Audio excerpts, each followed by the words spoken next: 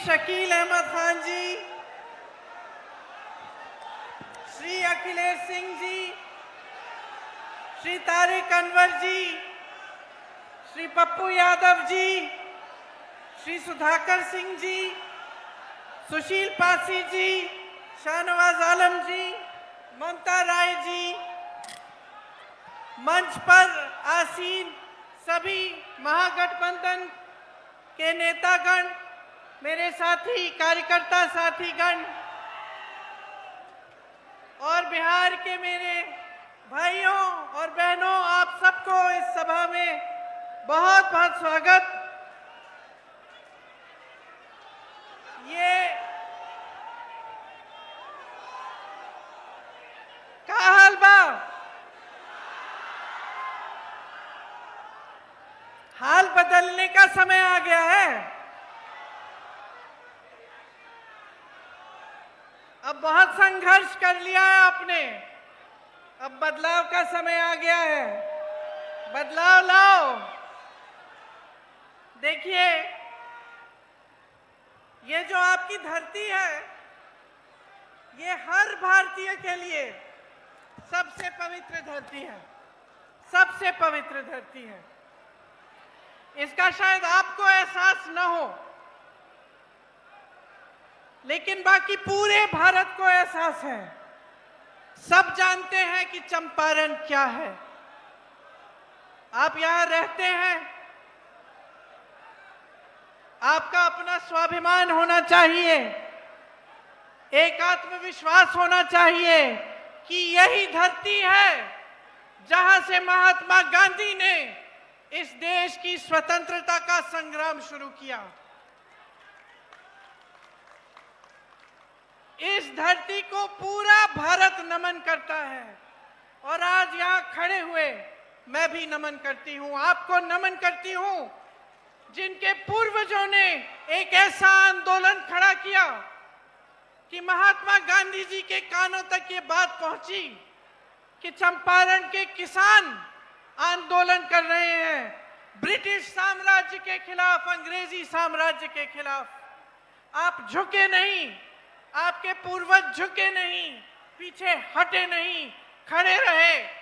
महात्मा गांधी जी यहां आए और उनके साथ साथ उनसे सीखकर, उनकी बातों को समझकर एक ऐसा आंदोलन खड़ा किया महात्मा गांधी जी ने जो विश्व भर में मशहूर हुआ।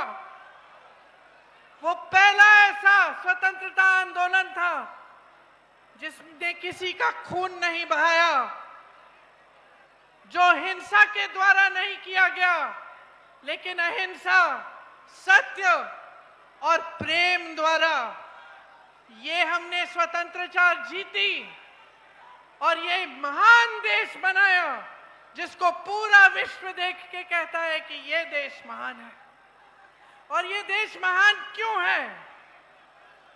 इसके लिए बहुत सारी अलग अलग वजह है, लेकिन मुख्य वजह यह है कि इस देश की स्वतंत्रता से लेकर अब तक इस देश के एक एक वासी को, चाहे वो दलित हो, चाहे वो अति पिछड़ा हो, चाहे वो महिला हो, चाहे वो गरीब हो, चाहे वो अमीर हो, चाहे वो प्रधानमंत्री हो, चाहे सड़क पे कुछ बेचता हो, चाहे वो मोची हो, चाहे वो माली हो, सबको एक अधिकार मिला और वो अधिकार था अपनी सरकार को चुनने का अधिकार, अपने वोट का अधिकार। यहां चंपारण के महापुरुष राजकुमार शुक्ल जी, हरवंश सहाय जी, शेख गुलाब जी, पीर मोहम्मद मुनीर जी, संत भगत राव जी, डोमराज सिंह जी, राधूमल मारवाड़ी जी और बतक मियां जी किस लिए लड़े थे? किस लिए लड़े थे? सत्ता में आने के लिए लड़े थे। मोदी जी और अमित शाह जी जैसे गद्दी पे बैठने के लिए लड़े थे। आपकी स्वतंत्रता के लिए लड़े थे, आपकी इस धरती के लिए लड़े थे, आपके उस महान संविधान को बनाने के लिए लड़े थे, जिससे आपको वोट मिला, जिससे आपको अधिकार मिले, शिक्षा के जो अधिकार मिलते हैं आपको, जो रोजगार के अधिकार मिलते हैं, विकास का जो अधिकार है, वो सब आपको ये संविधान देता है। और इस संविधान के लिए ये लोग लड़े, मरे, शहीद हुए, इनका खून इस जमीन में मिला। इसीलिए आज जब हम इस मंच पे खड़े होते हैं और जब आप यहां आते हैं हमारी बातों को सुनने के लिए, आपको पूरा एहसास होना चाहिए कि चंपारण ने इस देश को क्या दिया है, कि इस देश की स्वतंत्रता कितनी महत्वपूर्ण है, इस देश का संविधान कितनी बड़ी चीज है जिसे हमें हिफाजत से रखना पड़ेगा, जिसकी सुरक्षा हम सबके हाथों में है। देखिए, इतनी बड़ी लड़ाई लड़ी गई, ये आपके अधिकारों की लड़ाई थी। और उसके बाद ये लोग कहते हैं ना, भाजपा के नेता, कि 70 सालों में क्या हुआ। कहते हैं ना कि कांग्रेस ने 70 सालों में क्या किया, इन अधिकारों को मजबूत बनाया।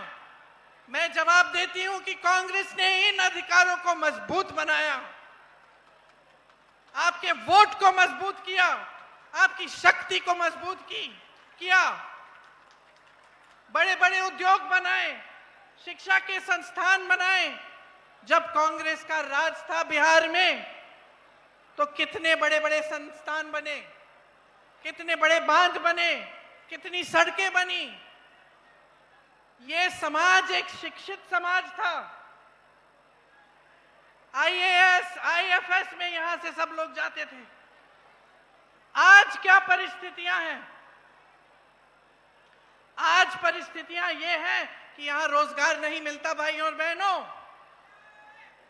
मैं देश भर में घूमती हूं। हिमाचल प्रदेश में मेरा घर बन रहा था, मजदूर कहां के थे? मजदूर कहां के थे बताओ? दिल्ली में जितनी भी इमारतें बनती हैं, मजदूर कहां के हैं? साउथ में मैं केरल से आई हूं। केरल में मैं सड़क पे चल रही थी, मैं रुकी, मैंने कहा तुम खोद रहे हो? कोई आदमी एक मजदूर खोद रहा था सड़क को। मैंने कहा भाई कहां के हो? कहां का था बताओ? सारी की सारी जनता पलायन करके बाहर जा रही है। यहां एक रोजगार नहीं छोड़ा, एक रोजगार नहीं छोड़ा आपके लिए।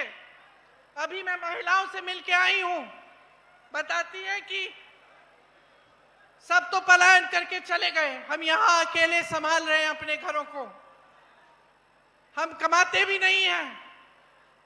आशा वाली महिलाएं थी, आंगनवाड़ी की महिलाएं थी, जीविका की महिलाएं थी, कहती हैं दीदी हम कमा ही नहीं सकते, हम 8 से 10 घंटे काम करते हैं। कोई रात को फोन आया कि डिलीवरी है, हमें जाना पड़ता है। कोविड कोरोना के समय हमने सारा काम किया, अपनी जान को हथेली में रख के काम किया, लेकिन हमारी कोई सुनवाई नहीं है, हमारा कोई सम्मान नहीं है, हमारा कोई अधिकार नहीं है आज के बिहार में। तो मैं आपसे पूछना चाहती हूं कि आज का बिहार, यहां पे किसका राज है 20 सालों से? बताइए किसका राज है? वोट चोरों का।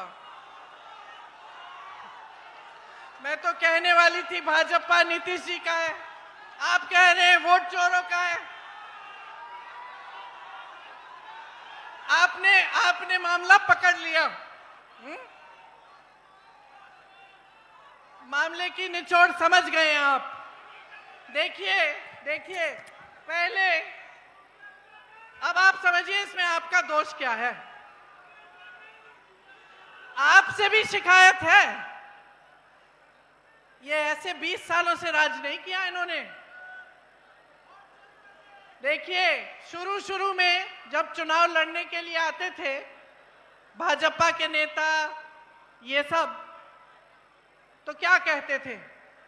धर्म की बात करते थे कि नहीं? धर्म की बात करते थे। धर्म के आधार पर लोगों को बांटो, धर्म के आधार पे हमें वोट मिल जाएगा।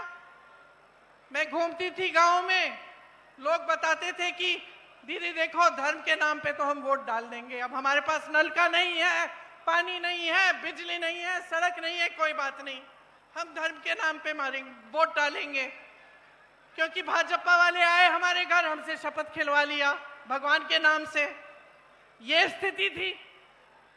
अब ये स्थिति चली एक आध चुनाव के लिए।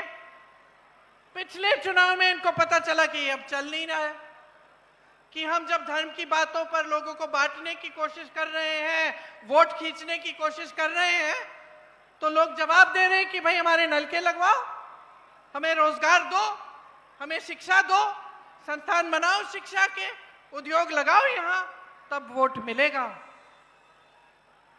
तो पहले जो धर्म की बात चलती थी वो नहीं चली, उसके बाद और नई नई बातें निकाली उन्होंने। कभी घुसपैठियों की बात करते हैं, कभी आतंकवाद की बात करते हैं, कभी कोई और बात उठा, कभी जाति की बात करते हैं, कुछ ना कुछ उठा लेते हैं चुनाव के समय। अब जब सब चलना बंद हो गया, क्योंकि काम तो कुछ किया नहीं, बड़े बड़े भाषण दिए, मोदी जी आए, पप्पू जी ने कहा मोतीहारी का चीनी का मिल खुलेगा, मैं चाय पीऊंगा। अरे 11 साल बीत गए, एक कप चाय पी भी नहीं और पिलाने भी नहीं दी किसी को, है कि नहीं? तो अब वो सब नहीं चल रहा है, खोखले भाषण नहीं चल रहे हैं, धर्म की बातें नहीं चल रही हैं, लोगों में फूट फैलाना नहीं चल रहा है। अब क्या करें? वोट चोरी करते हैं, और उसके लिए इतना बड़ा इंतजाम बना रखा है। राहुल भैया जब भी मंच पे चढ़ते हैं वो बताते हैं कि कितना बड़ा इंतजाम किया, SIR, वोट चोरी, सब कुछ, ताकि ये सत्ता में रहे। एक ही मकसद है, हमें किसी ना किसी तरह सत्ता में रहना है, बस, और कोई मकसद है ही नहीं। और शिकायत आपसे ये है कि जब ये पूरा सिलसिला चल रहा था और आप धर्म के आधार पर, इस आधार पर, उस आधार पर अपना वोट दे रहे थे, तो आपने आदत बिगाड़ दी, नेता की आदत एकदम बिगाड़ दी। समझ रहे हैं आप? अब आज मैं नेता हूं, अगर मुझे मालूम होता कि भाई मुझे काम करने की जरूरत नहीं है, मुझे कोई उद्योग नहीं लगाना, मुझे कोई नौकरी नहीं दिलवानी, कोई रोजगार नहीं दिलवाना, कुछ करने की जरूरत नहीं है, मैं चुनाव के समय धर्म का नाम लूंगी, मुझे वोट मिल जाएंगे, तो क्या मैं काम करती? अरे बच्चा नहीं करता है, घर में बच्चा होता है, उसको कहते हो बेटा ये कर लो। अगर उसको पता चल गया कि बगैर कुछ किए कुछ इनाम मिलने वाला है तो नहीं करेगा। अगर आप अपने बच्चों को, बेटों को घर पे बिठाओगे, खाना खिलाओगे, उनकी देखभाल करोगे, और उनको कभी बड़े हो गए उनको रोजगार नहीं करना, तो नहीं करेगा, बैठा रहेगा घर पे।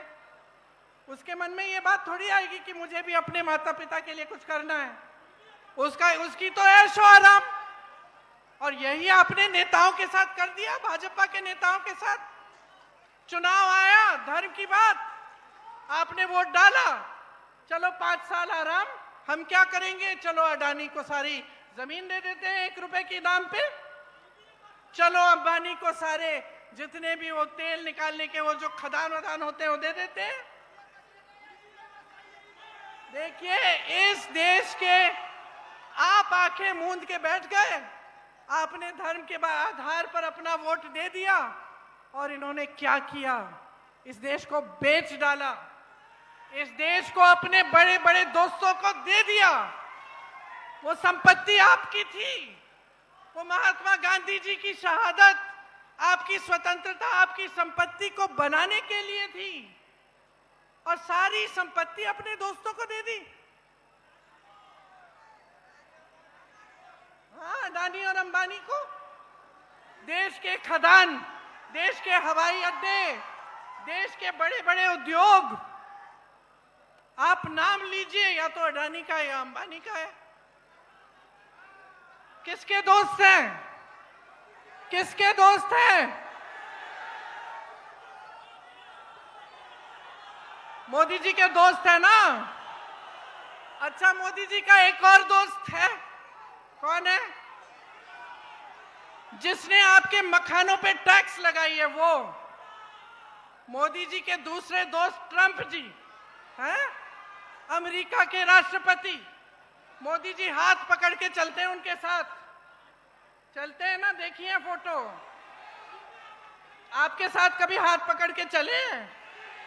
कभी इस देश के किसान के साथ हाथ पकड़ के चले हैं?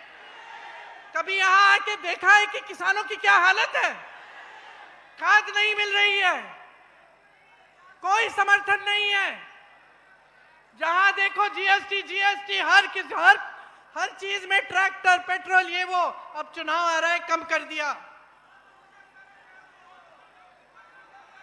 आज यहाँ का किसान, मैं कह सकती हूं, उसी परिस्थिति में है जिस परिस्थिति में महात्मा गांधी यहाँ पे आंदोलन करने आए थे।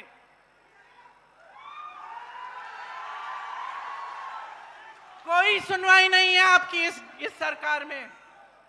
और अब देखना बहनों, देखना, अब चुनाव के लिए 1 महीना तकरीबन बचा है ना, थोड़ा कम, उससे 1-2 हफ्ते बचे हैं। अब देखना कैसे ऐलान होंगे। एक तो हो गया, कहते सब महिलाओं को 10,000 रुपए देंगे। क्या हर महीने देंगे? आज क्यों जागे हैं? 20 सालों से इनकी सत्ता थी, इनकी सरकार थी, तब तो नहीं बोला कि 10,000 रुपए देंगे महिलाओं को। आज क्यों दे रहे हैं? आपके वोट के लिए, आपके वोट के लिए दे रहे हैं। चुनाव को खत्म होने दीजिए, ये भी बंद हो जाएगा। मेरी बहनें हंस रही हो। सुनो, हम महिलाओं से समझदार कोई नहीं होता, मैं बता देती हूं। इसीलिए एक काम करो, ले लो। 10,000 रुपए दे रहे हैं, ले लो, लेकिन वोट तुम अपने देश के लिए डालो। वोट तुम इस धरती के लिए डालो। वोट तुम अपने भविष्य के लिए डालो, अपने बच्चों के भविष्य के लिए डालो। इनकी बातों में मत पड़ो, बहुत हो गया है बहनों, बहुत हो गया है। आप संघर्ष कर रही हो, आपको कुछ नहीं दिया जाता। समझदारी से सारी पार्टियों को पहचानो। आज मैं खड़ी हूं आपके सामने और मैं आपको बता रही हूं कि कांग्रेस पार्टी ने, गठबंधन ने ये तय किया है कि हम 2500 रुपए हर महीने आपको देंगे, ठीक है? अब कल को मैं भूल गई और ये काम नहीं हुआ तो मुझे दंड देनी पड़ेगी, आपको देनी पड़ेगी। तो ये समझो, इन्होंने कितने वादे किए, कितने खोखले वादे किए। यहाँ की चीनी मिल से लेके, किसानों से लेके, महिलाओं से लेके, कितने झूठे वादे किए हैं। तो अब इनको सबक सिखाओ ना। आपको पहचान होनी चाहिए कि किसकी नियत क्या है। देखिए, मेरा भाई है इसलिए नहीं कह रही हूं मैं, लेकिन राहुल गांधी एक असली देशभक्त है। एक असली देशभक्त ही इस देश को एक करने के लिए, जोड़ने के लिए 4000 किलोमीटर चल सकता है। एक असली देशभक्त ही आपके पास आकर आपकी समस्याओं को समझना चाहता है। चाहे वो किसी बढ़ाई के दुकान में हो, चाहे किसी मोची के पास हो, चाहे किसानों के साथ खेती में हो, क्यों जाता है? समझने के लिए कि मैं कैसे मदद कर सकता हूं। सरकार कौन सी स्कीम ला सकती है जब हमारी सरकार होगी जिससे आपका उत्थान हो सके। उसको असली देशभक्त कहते हैं, जो इस देश के लिए मरने के लिए तैयार हो। असली देशभक्त, सुनिए, असली देशभक्त चोरी से सत्ता में नहीं आते।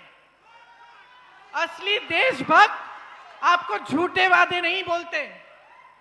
असली देशभक्त सिर्फ वोटों के लिए जनता से संपर्क नहीं रखते, लगातार जनता से संपर्क रखते हैं।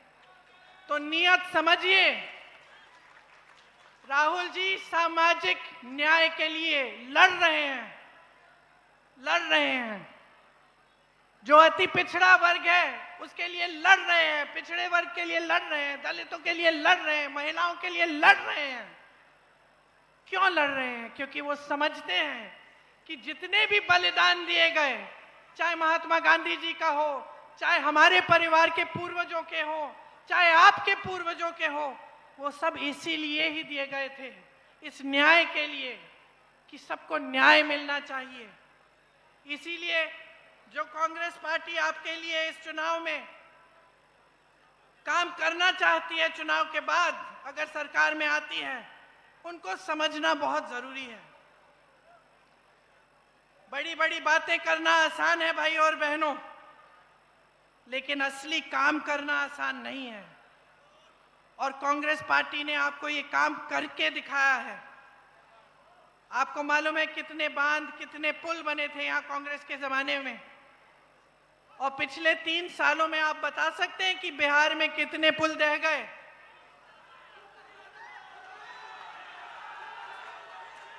27 पुल ढह गए हैं 3 सालों में।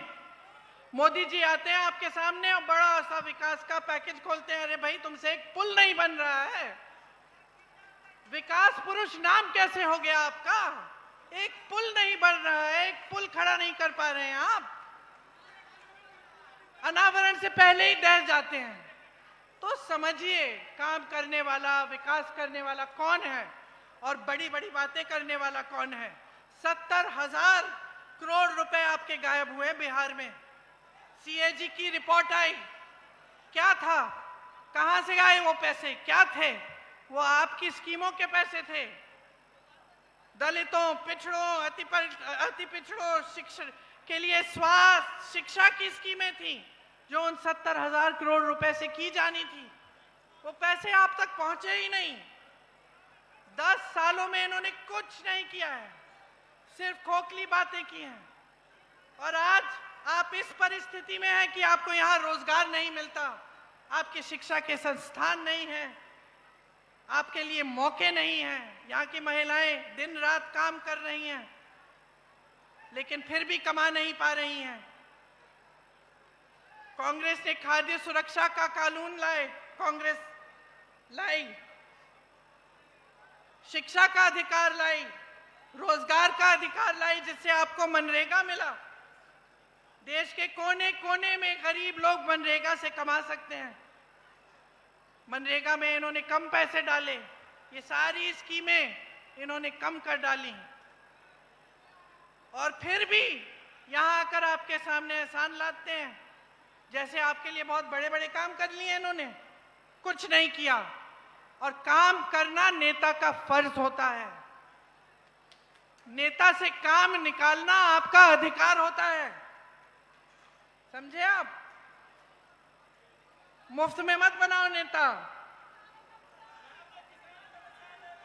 आज जितनी बेरोजगारी बिहार में है, कभी नहीं हुई इतनी। सबसे ज्यादा बेरोजगारी यहां है।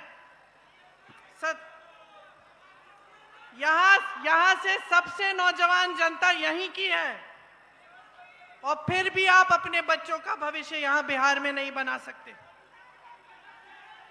जितनी नौकरियां थी सब ठेके पे हो गई हैं। जितने बड़े बड़े सरकारी उद्योग थे, अब वो भी ठेके पे नौकरियां करवा रहे हैं, रोजगार दिलवा रहे हैं। कोई पक्का रोजगार नहीं मिलता। आपकी शिक्षा का सिस्टम बर्बाद हो गया है। पेपर लीक पे पेपर लीक हो रहा है, और कोई समाधान ही नहीं है। हमारा गठबंधन कह रहा है कि हम जॉब कैलेंडर लाएंगे, उस पे पहले से पता चलेगा कि इम्तिहान कब होगा, रिजल्ट कब आएगा और नियुक्तियां कब होंगी, और उससे कोई इधर उधर हुआ तो उस पे सख्त दंड डाला जाएगा। आपको पेपर लीक से मुक्ति देना चाहते हैं हम, जो खाली जितने भी खाली रोजगार हैं, खाली पद हैं सरकार में, जो अभी इतने सालों से खाली पड़े हुए हैं, उनको भरना चाहते हैं हम। आपके भविष्य को यहीं पे बिहार में उज्जवल बनाना चाहते हैं हम। तो आप देखिए, मैं ये नहीं कहती कि सिर्फ क्योंकि हम कह रहे हैं इस मंच पे खड़े होके इसलिए ये बातें मान लो। अपने आसपास देखो, अलग अलग प्रदेशों में देखो, कांग्रेस ने ये चीजें लागू की हैं और देखो कि किस तरह से कांग्रेस की सरकारें काम कर रही हैं। और समझो कि बिहार में भी यही हो सकता था अगर आप सही सरकार चुनते। महागठबंधन के वादे हर एक अधिकार को मजबूत करना चाहते हैं। कमाई का अधिकार, गरीब परिवारों को उद्योग के लिए 2 लाख तक की सहायता देना चाहते हैं हम। हमारे हाथ मजबूत करो। विधवा, दिव्यांगजन, वृद्ध पेंशन 1500 रुपए प्रति माह और हर वर्ष 200 रुपए की बढ़ोतरी इसमें। भूमिहीन परिवारों के लिए मकान हेतु 3 से 5 डिसमिल जमीन देना चाहते हैं और उस जमीन का मालिकाना हक अपनी बहनों को देना चाहते हैं। हम हर विधानसभा में स्थानीय रोजगार को बढ़ावा देने के लिए 10 करोड़ का बिहार बनाओ स्टाइपेंड फंड देंगे। हम न्यूनतम समर्थन मूल्य की गारंटी देते हैं और एपीएमसी के तहत मंडियों की व्यवस्था लागू करेंगे। लाखों सरकारी पदों पर नियुक्तियां बिहार वासियों को नियुक्तियां हैं, उनमें बिहार वासियों के लिए हम विशेष आरक्षण रखेंगे। मनरेगा में 300 रुपए प्रतिदिन मजदूरी और काम के दिन 2 गुने मजदूरी। 200 यूनिट बिजली हम मुफ्त में देना चाहते हैं, फ्री बिजली मिलेगी आपको। माई बहन योजना में जैसे मैंने कहा 2500 रुपए प्रति माह सीधे आपके खाते में जाएंगे।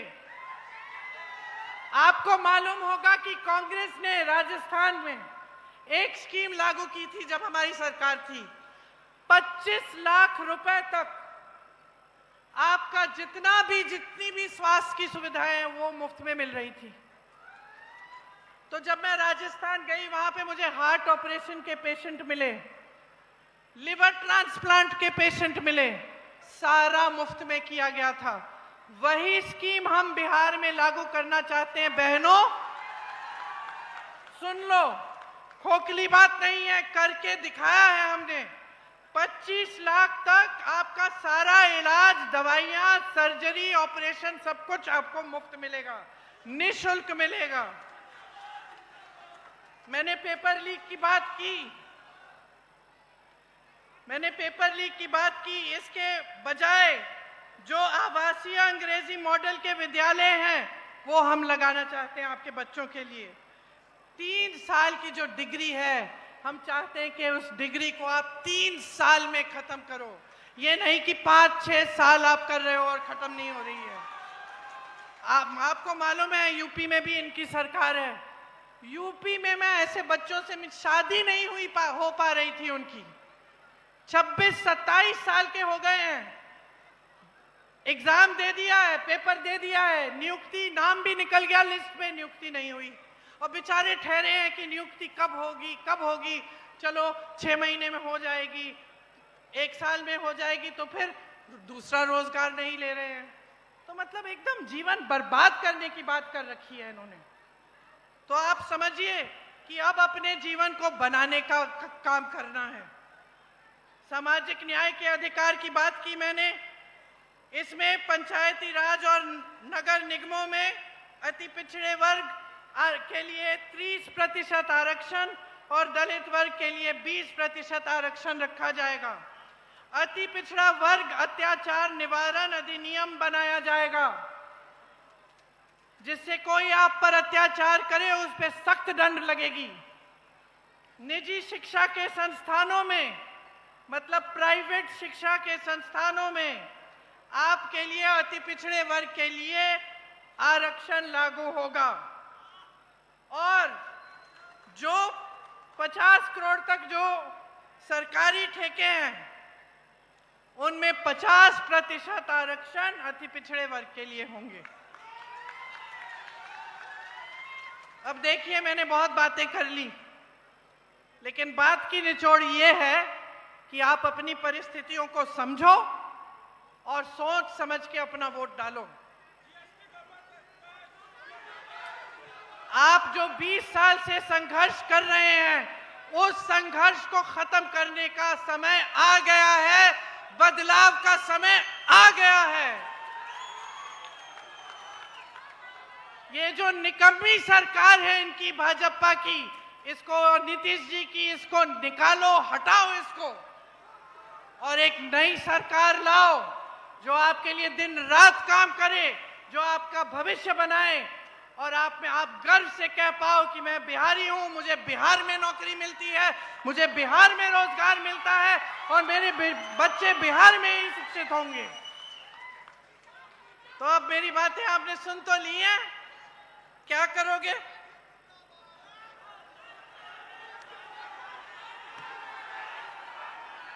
किसको जिताओगे? गठबंधन को जिताओगे? हमारे गठबंधन को जिताओगे? इसमें आपकी ही जीत होगी, आपका ही भविष्य बनेगा। आप सबको बहुत बहुत धन्यवाद। आपने इतनी गर्मी में इतने समय से इंतजार किया, मैं आपकी बहुत बहुत आभारी हूं। जय हिंद।